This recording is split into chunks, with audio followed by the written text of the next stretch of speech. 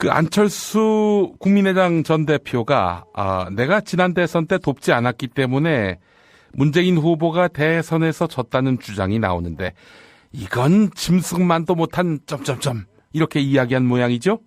예, 그렇습니다. 오늘 광주에 내려가서 광주 전남 언론 포럼 초청 토론회가 있었습니다. 거기서 2012년 대선에서 문재인 후보에게 양보한 뒤 적극적으로 지원 유세에 나서지 않았고 양보 과정도 명쾌하지 않아 실망감을 줬다. 이런 지적을 했거든요. 예. 그러니까 그 부분에 대해서 그렇게 얘기하는 건 짐승만도 못하다. 이렇게 얘기를 했는데요. 어쨌든 하나하나 이제 좀 반박을 했는데 뭐라고 얘기했냐면 후보 양보 이후 40회가 넘는 전국 유세 그리고 사회에 걸친 공동 유세를 했다. 선거 하루 전날 밤까지도 그 추운 강남역 사거리에서 목이 터져라고 외쳤다. 동영상도 남아있다. 돕지 않았다는 것은 사실이 아니다. 이렇게 얘기를 했고요. 그러면 왜 갑자기 후보 단일화, 후보를 사퇴했냐 그 부분에 대해서는 2012년 11월 23일 문재인 후보가 연합뉴스 인터뷰에서 자기는 3자 대결 간다고 선언했다. 실제로 그쪽 캠프 내부의 사정을 들어보니 사실이었다. 3자 대결을 가면 100% 진다고 생각했다. 제가 양보할 수밖에 없는 생각이었다. 이렇게 얘기를 했고요. 예. 이런 부분을 다 종합해서 뭐라고 말을 했냐면 양보만으로도 고맙다 하는 것이 기본적인 도리 아니냐. 그런데 양보뿐만 아니라 도와줬는데 고맙다는 말은커녕 졌다고 하는 건 인간으로서 도리가 아니다. 약간 더 심하게 말하겠다. 동물도 고마움을 안다. 그런 말을 하는 건 짐승만도 못한 거다. 이렇게 얘기를 했습니다. 예. 그래서 그 토론회에 나온 언론인이 추가로 이렇게 물었습니다. 문재인 전 대표가 짐승만도 못하다는 말이냐? 이렇게 물으니까 그 주장을 한 사람을 말하는 거다. 이렇게 답을 했거든요. 그러면 그 주장을 그러면 누가 했냐? 문재인 전 대표가 그런 주장을 했나? 제가 보니까 문재인 전 대표가 이런 말을 한 건 아닙니다. 안철수 후보가 날 도와주지 않아서 대선에서 졌다. 이렇게 얘기를 한 건 아니고요. 예. 대한민국이 묻는다. 그 문재인 전 대표의 그 대담집이 있죠. 거기에 보면 만약 안철수 의원이 함께 선거운동을 했더라면 아쉬움을 표현하는 사람들이 많다. 이런 대담자의 질문에 문재인 전 대표는 이렇게 답을 합니다. 그런 식의 아쉬움들, 이랬더라면 저랬더라면 하는 많은 아쉬움들이 있지만 알 수는 없다. 제가 안 의원이 아니니까 그 이유는 알 수 없다. 그것은 그분의 목 아니겠냐. 이렇게 얘기를 했습니다. 그러니까 그런 질문에 대해서 이런저런 얘기는 있을 수 있지만 그건 정확한 건 알 수가 없는 거고 그냥 아쉬움 정도로 그냥 얘기를 듣고 있다. 이 정도 취지거든요. 근데 실제로 안철수 의원이 적극적으로 돕지 않아서 선거에서 졌다, 그런 얘기를 하는 분들이 있는 것 같아요. 예. 그게 지지자일 수도 있고, 그 옆에 계신 이제 측근일 수도 있는데, 어쨌든 그런 부분에 대해서 안철수 의원이 오늘 그 자리에서도 마찬가지였지만 상당히 강하게 반박을 했다고 볼 수 있겠습니다. 예. 김태규 기자께서 말씀하시는 동안 제가 기사를 검색해 봤습니다. 안철수 플러스 흔쾌. 예. 찾아봤는데, 친노계로 분류되는 김태년 의원실이 2013년 2월 6일에 대선 투표 결과를 세대, 지역, 계층별로 상세히 분석해서 내놓은 56페이지짜리 보고서를 냈는데 여기에 안철수 전 무소속 후보의 흔쾌하지 않은 행보, 미숙한 사퇴 결정으로 지지자의 정서적 통합에 결정적인 장애를 끼쳤다. 이런 평가가 있네요. 그 당시 이제 그 얘기는 그거겠죠. 그러니까 단일화를 할 때 상당히 시너지가 나는 단일화여야 하는데 사실은 매우 감정이 상해진 어떤 단일화. 그렇기 때문에 안철수 지지자들이든지 문재인 지지자는 물론이고 거기 이제 감동을 주지 못했고 그렇기 때문에 1+1은 2.5 내지는 3이 되는 시너지가 나야 되는데 그게 나지 못했다. 아마 이제 그런 취지인 것 같습니다. 그렇게 이제 볼 수도 있을 것 같은데요. 근데 저는 약간 좀 걸리는 부분은 흔쾌하지 않은 이런 건 상당히 주관적인 표현이잖아요. 예, 이제 그런 주관적인 표현으로 객관적인 판단을 하는 것은 조금 문제가 있지 않나 좀 그런 생각이 드네요. 전데 굉장히 옹졸해 보입니다. 사실 안철수 전 대표가 물론 이런 식으로 자신이 정말 복잡한 그런 심경 속에서 도왔음에도 불구하고 그걸 무시하는 것이 야속할 수는 있겠지만은 아니 지난 대선 얘기를 왜 하며 그리고 내가 뭐 몇 회 어디서 뭐 추운 날 이런 말 자체가 아이고 옹색하고 말이죠. 좀 유치해요. 어떻게 보십니까? 이게 지금 최근에 나온 얘기는 아니잖아요. 예. 상당히 이제 오래된 얘기인 것이고.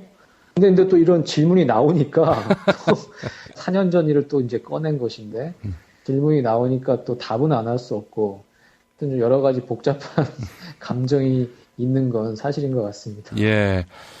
그래요. 아니, 이게 문재인한테 타격을 입히겠습니까? 안철수 본인에게만, 말하자면은, 상처를 입히는 것인데 말이죠. 아무 시직도 없고 말이죠. 영양가도 없는 이런 식의 과거 이야기. 이건 정말 참, 이렇게 표현을 해도 된다라고 주변에서 조언을 하는 건지, 조언하는 사람들이 다 떠난 건지 답답하기 이를 데가 없습니다. 두 사람 사이의 감정이라든지 그 감정의 고른 이런 일을 이제 계기로 해서 계속 이제 더 깊어만 가는 게 아닌가 그런 생각이 드네요. 예. 손학규 전 대표는 특검 연장이 안 되면 문재인 전 대표 책임이다. 이것도 무슨 얘기입니까? 예, 이것도 조금 좀 어이없는 얘기이기도 한데 만에 하나 특검 수사기간 연장이 무산될 경우에 더불어민주당과 문재인 전 대표의 정치적 책임을 물어야 한다. 오늘 이제 이렇게 얘기를 했거든요. 그러니까 지금 특검 수사기간 연장은 황교안 총리의 이제 권한인데요.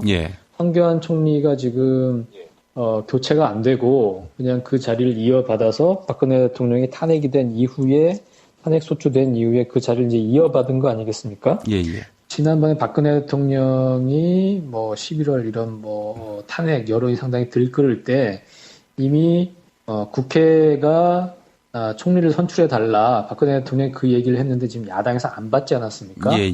그 얘기를 하는 것 같습니다. 그때 야당에서 받았더라면 그래서 김병준 총리 지명자를 총리로 임명했더라면 지금의 일은 특검이 연장되지 않는 그리고 청와대 압수수색이 불어대는 이런 일은 없지 않겠냐 지금 그 얘기인데 근데 이 얘기는 상당히 이제 모순점을 내포하고 있습니다. 왜 그러냐면 당시 박근혜 대통령이 국회를 방문해서 국회의장에게 국회에서 총리를 선출해달라 사실상 이제 그 얘기를 하지 않았습니까?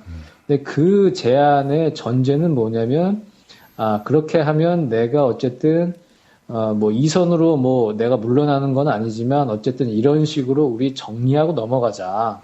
총리를 그냥 교체를 하고 그리고 내 권한을 조금 줄까 말까 한 선에서 나의 어떤 최순실 국정농단 사건을 이 정도에서 정리하고 마무리하고 넘어가자.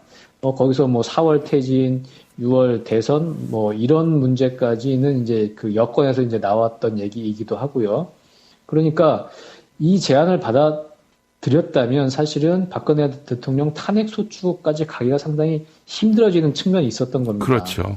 만약 이 제안을 받아들여서 총리를 교체를 시켰는데 근데 갑자기 또 야권에서 이거 보니까 도저히 안 되겠어. 우리 박근혜 대통령 탄핵 소추까지 시켜야겠어 해서 탄핵안을 통과시켰다면 여권이나 지금의 소위 이른바 애국 세력, 태극기 집회하는 사람들이 정치적 신의도 없는 놈들 아니냐, 거짓말쟁이들 아니냐 이런 식으로 공격할 게 뻔한데요. 그래서 이 총리 교체와 박근혜 대통령 탄핵 소추라는 것은 현실적으로 그 정치적인 도의상으로도 양립하기가 상당히 어려운 문제임에도 불구하고 손학규 전 대표는 그걸 두 개를 다 했어야 한다. 총리도 바꾸고 박근혜 대통령 탄핵 소추도 했어야 한다. 지금 이 주장을 하고 있거든요. 그렇기 때문에 그러면서 이런 얘기를 합니다. 본인은 계속 그 얘기를 했대요. 지난해 저는 처음부터 박근혜 대통령이 모든 것을 내려놓고 국회는 국무총리를 선임해야 한다고 주장했다. 당시 박지원 비대위원장도 탄핵안 표결 전 총리 교체를 주장했다. 선 총리 교체 후 탄핵안 표결 주장은 황교안 대행체제 위험성을 꿰뚫어 본 것이다. 이렇게 얘기를 했는데 저희는 손학규 전 대표가 그런 주장을 했는지 전혀 알지 못합니다. 당시에는 전혀 주목을 받지 못하고 있었기 때문에 손학규 전 대표가 그런 주장, 총리를 빨리 교체해야 한다고 주장한 했다는 사실을 저는 이제 기억을 못하고 있고요. 어쨌든 그 손학규 의장은 속으로 하셨겠지, 속으로. 네, 이렇게 얘기를 합니다. 민주당과 문재인 전 대표 측은 정략적 판단으로 이에 반대하면서 총리 교체는 무산됐고 그 결과는 우리가 지금 보고 있는 바와 같다. 이렇게 비판을 하고 있습니다. 근데 참 이건 그야말로 이 특검의 수사기간 연장이 이제 불발되고 이런 상황에 대해서 어떻게 하면 문재인을 좀 물어뜯고 좀 걸고 넘어질까. 지금 이렇게 얘기하는 것밖에 안 되는 거거든요. 예. 그래서 상당히 좀 안타깝다. 예. 그런 표현을 좀 하고 싶습니다.